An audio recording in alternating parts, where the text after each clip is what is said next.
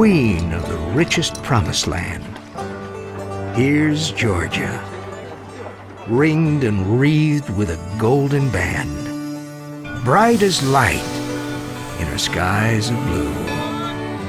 Hearts to hold you, and homes for all. Here's Georgia. Penned by Frank Statton and commissioned by Georgia business leaders in 1916. These lines were the first pages of a book that had a single purpose: promote the great state of Georgia. 1 year earlier, in 1915, a group of committed Georgians gathered for that same purpose. But they had higher aspirations, not just to promote the state, but to create and sustain an environment where businesses could thrive. What these leaders started 100 years ago still drives us forward today.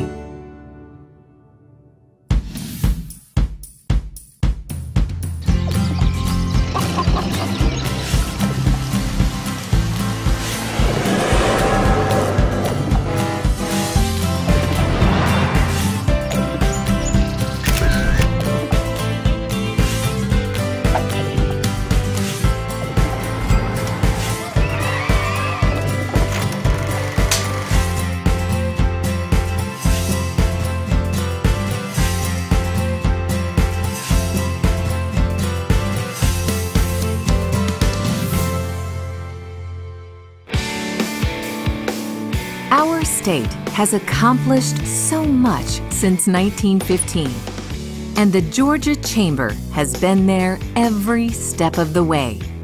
Today, we have more than 29,000 members, and we're the voice of Georgia businesses statewide.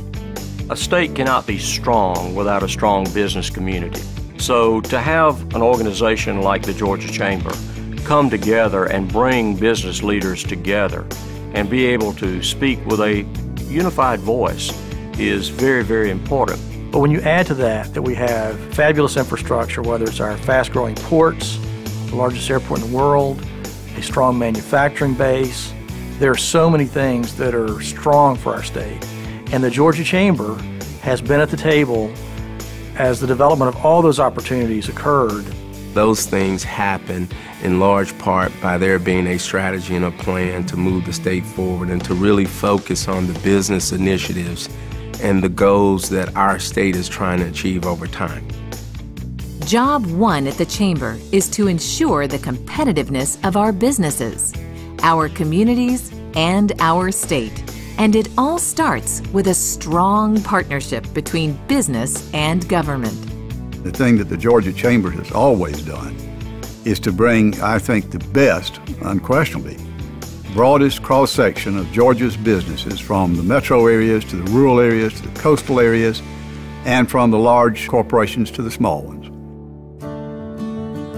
From the very beginning and throughout the past 100 years, the Chamber has brought business and government together, connecting them through events like the Eggs and Issues Breakfast and visits to Washington, D.C. It has helped to attract thousands of jobs through two of the nation's top economic development events.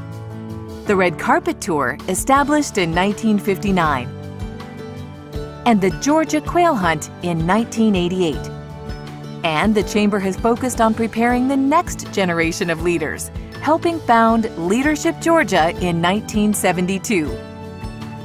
These are just a few of the ways the Chamber has continued to build strong relationships and lay the groundwork necessary to ensure that Georgia's business environment remains strong, one in which companies can grow and create jobs. Since that initial meeting in 1915, we've made a lasting impact.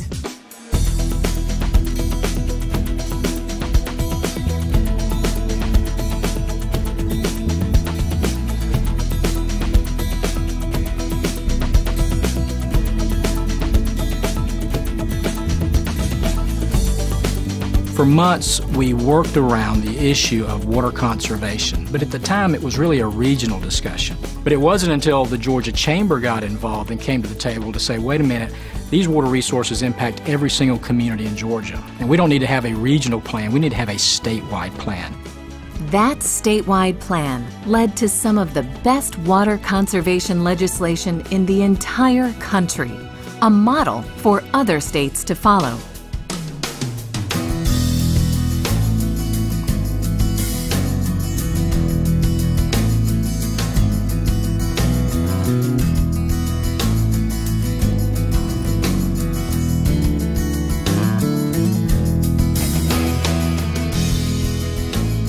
One of the things that we did a couple years ago is to get the tax on energy off so we can be competitive with other states around us. We have a mixture of energy products, be it coal, be it gas, be it nuclear, be it renewables, but we have to have all those sources.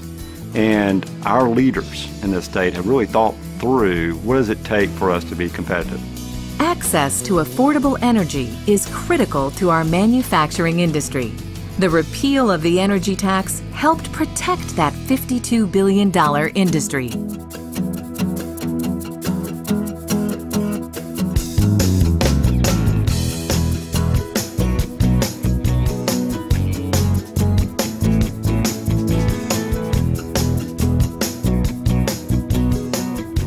The Hope Scholarship moved Georgia forward at a critical time in our history, in the state's history. It's hard to believe that it was controversial, but it was. And I'm not sure that we were the final impetus that pushed it across the line, but we were a part of a really terrific coalition led by the governor. You know, I think education really is ultimately the thing that drives everything. It drives our ability to be competitive, it drives the future, and it drives the wellness of Georgia and Georgians.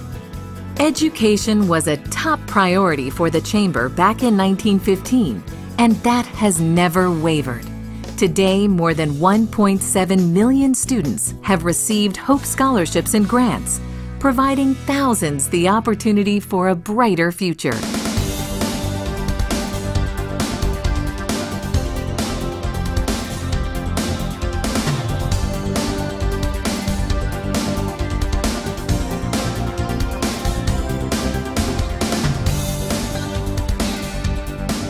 The Savannah Harbor Expansion Project is quite possibly the most significant public works project in modern times in Georgia.